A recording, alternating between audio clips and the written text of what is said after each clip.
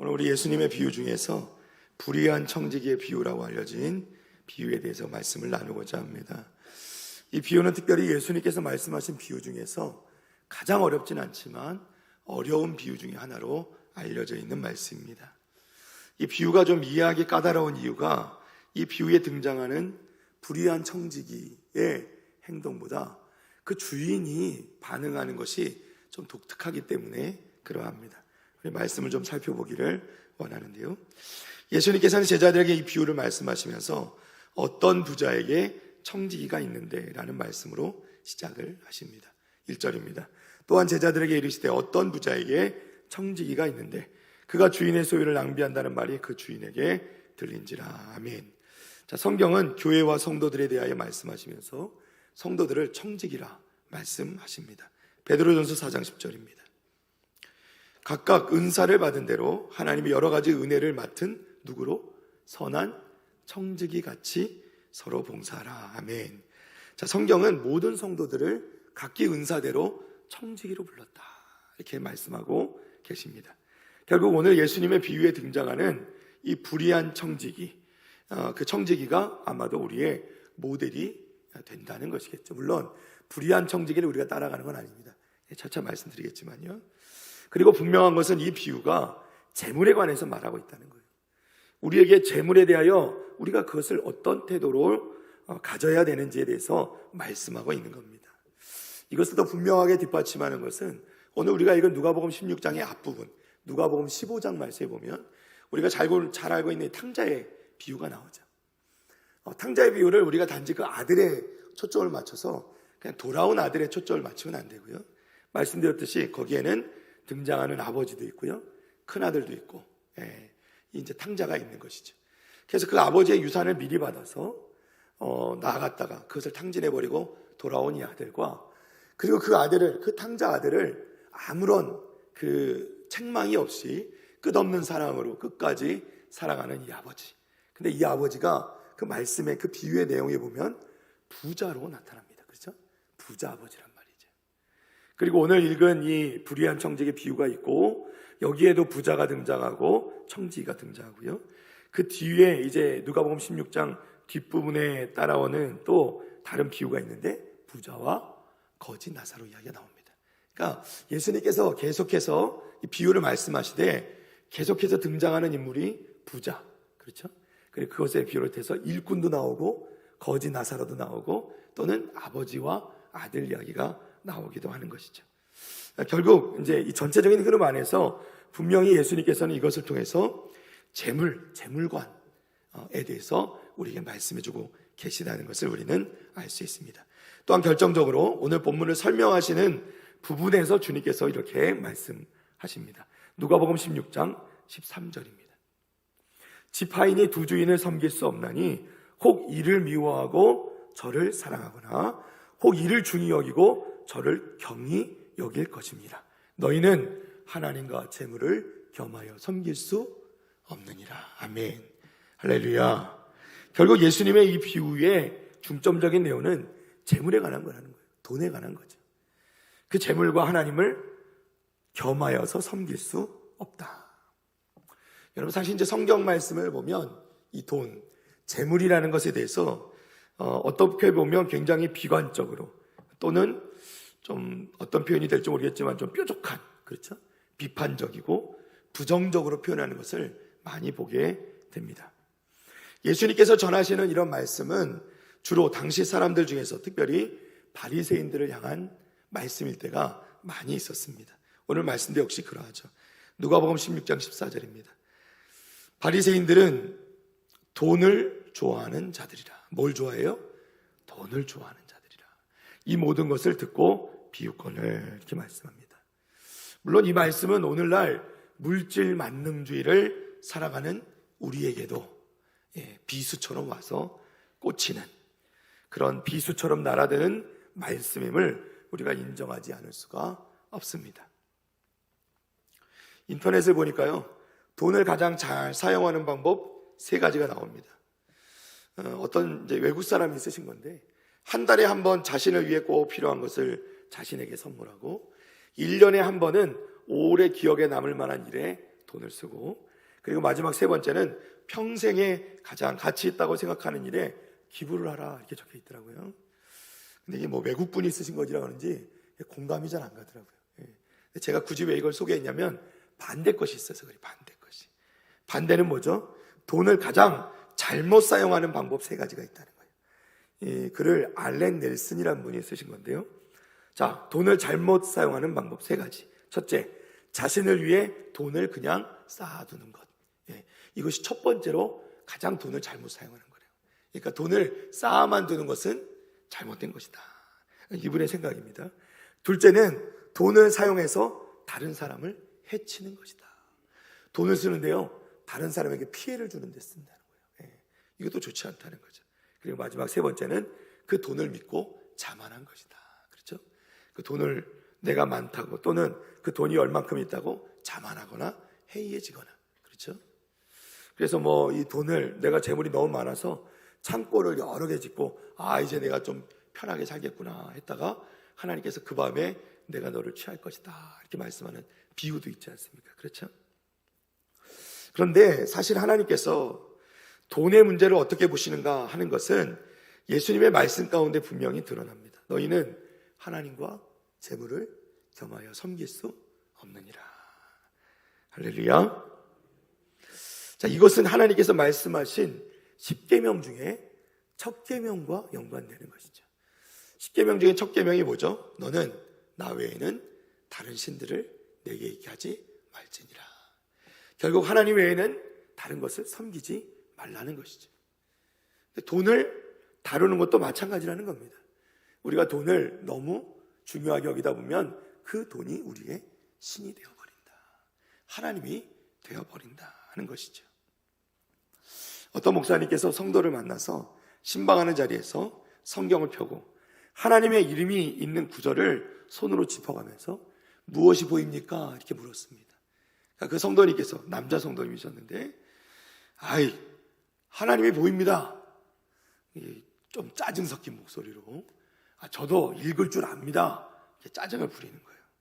그랬더니 목사님은 아무 대꾸 없이 주머니를 뒤적거리면서 큰 동전 한 개를 꺼냈습니다. 그리고 그 동전으로 그 하나님이라고 쓰여진 글자 위에 그 동전을 올려놓았어요. 그리고 다시 묻습니다. 자, 성도님, 이제 무엇이 보이십니까? 하나님이 보이십니까? 이렇게 물었어요. 그랬더니 이 성도가 그때서야 목사님이 무슨 말씀을 하시려는구나 라는 걸 알고 하나님 앞에 회개하면서 목사님과 같이 회개의 기도를 올려드렸다고 합니다. 무슨 말씀이죠? 물질이 하나님을 가리는 순간 우리는 더 이상 하나님을 볼 수 없다는 것이죠.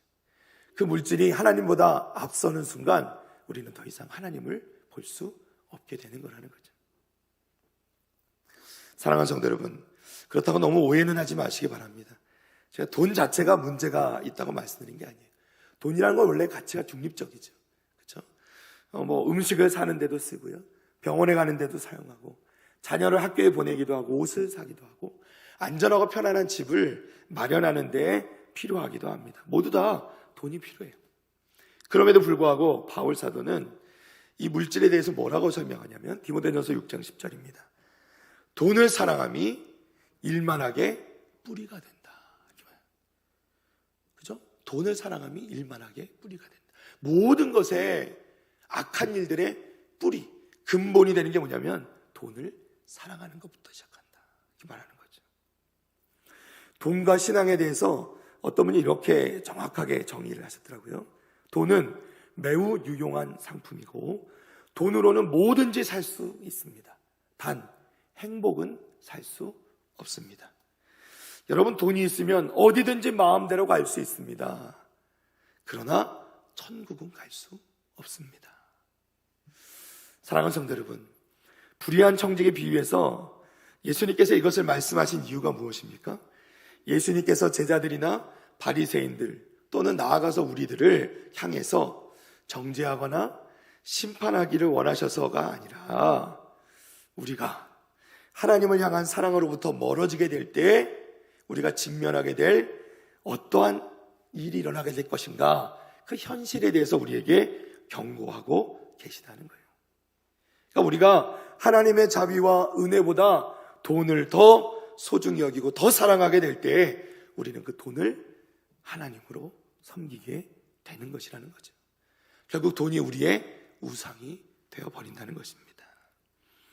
사랑하는 성도 여러분, 우리는 우리의 마음과 뜻과 정성을 다하여 하나님을 사랑해야 하는 줄 믿습니다.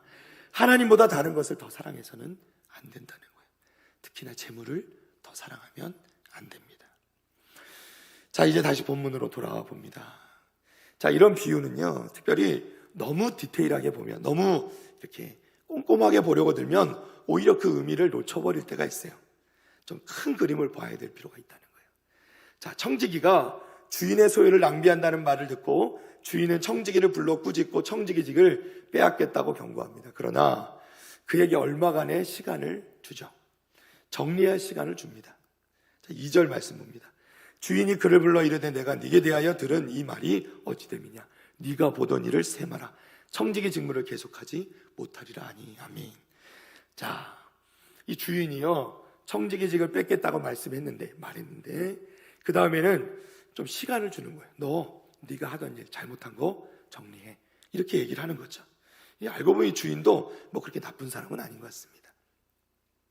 그런데 청지기는 이제 발등에 불이 떨어졌죠. 그리고 곰곰이 생각하던 끝에 기가 막힌 생각을 해내게 되는 것이죠. 3절 4절입니다. 청지기가 속으로 이르되 주인이 내 직분을 빼앗으니 내가 무엇을 할까? 땅을 파자니 힘이 없고 빌어먹자니 부끄럽구나. 내가 할 일을 알았도다. 이렇게 하면 직분을 빼앗긴 후에 사람들이 나를 자기 집으로 영접하리라 하고. 아멘. 자, 이제 아이디어가 떠오른 겁니다. 그야말로 앞으로 청지기를 주인에게 뺏긴다고 하더라도 내가 살아날 방법을 찾았다는 거예요. 자, 근데 그 방법이 뭡니까? 5절 이하에 나옵니다. 주인에게 빚진 자를 일일이 부르다가 먼저 온 자에게 이르되 내가 내 주인에게 얼마나 빚졌느냐 말하되 기름 100마리니이다. 이르되 여기 내 증서를 가지고 빨리 앉아 50이라 쓰라. 또 다른 이에게 이르되 너는 얼마나 빚졌느냐 이르되 밀 100석이니이다. 이르되 여기 내 증서를 가지고 80이라 쓰라.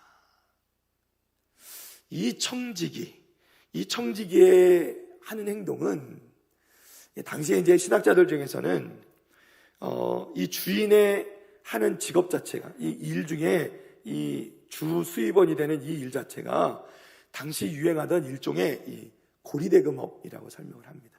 그러니까 이제 사람들에게 물건이나 돈이나 이런 것들을 빌려주고 또는 식량을 빌려주고요. 그 다음에 아주 높은 이자의 물건들을 받는 거죠.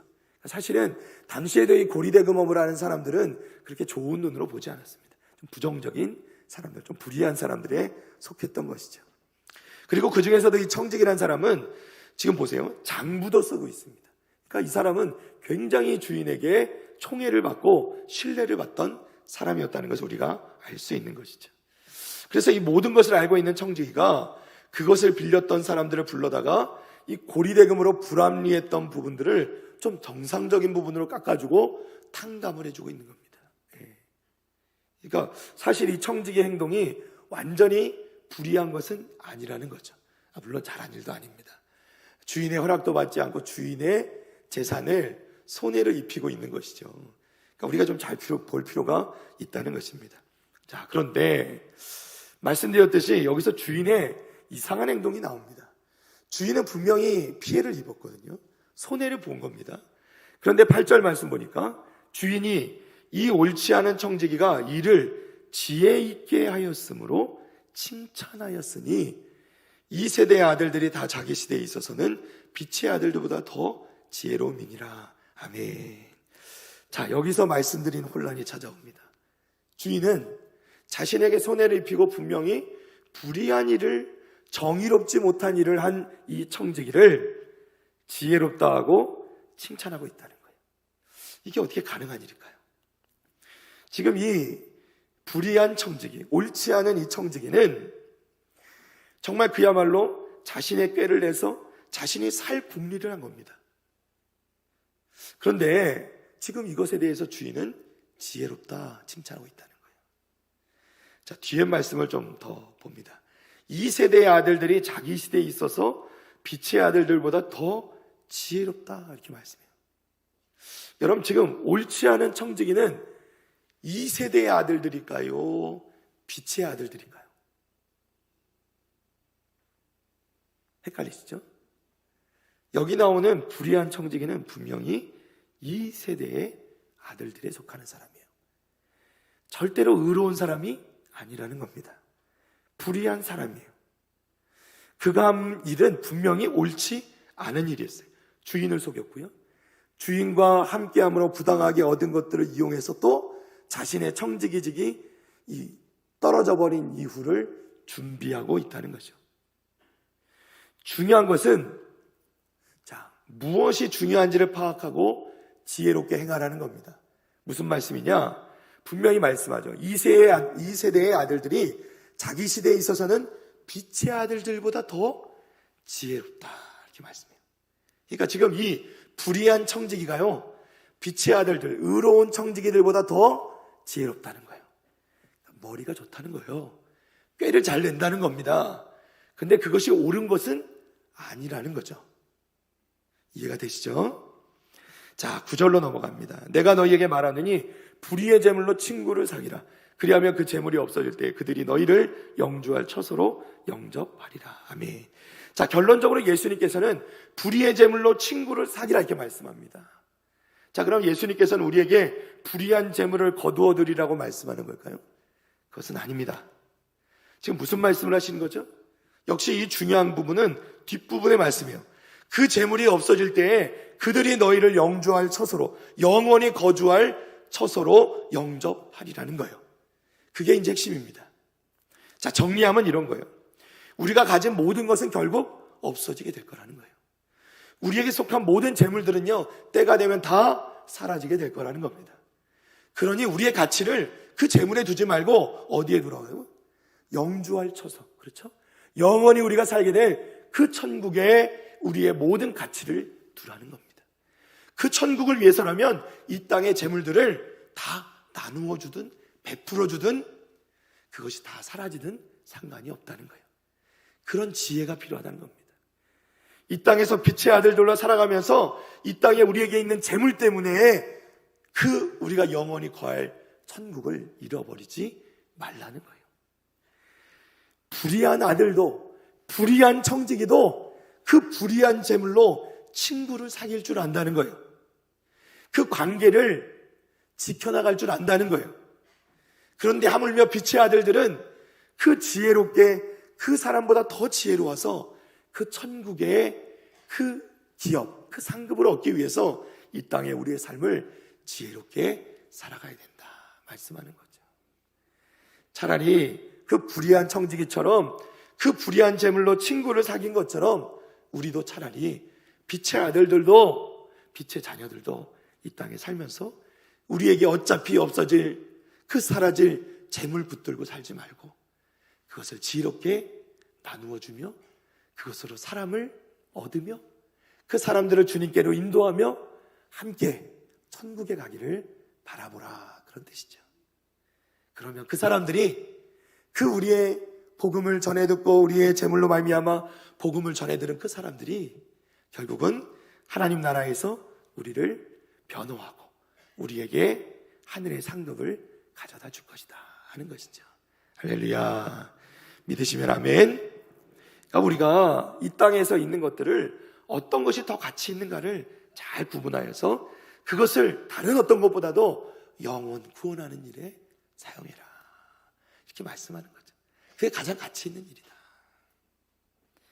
이것에는 단지 돈만 아니라 우리의 시간, 우리의 또 힘, 우리의 능력, 모든 게 포함되는 거겠죠.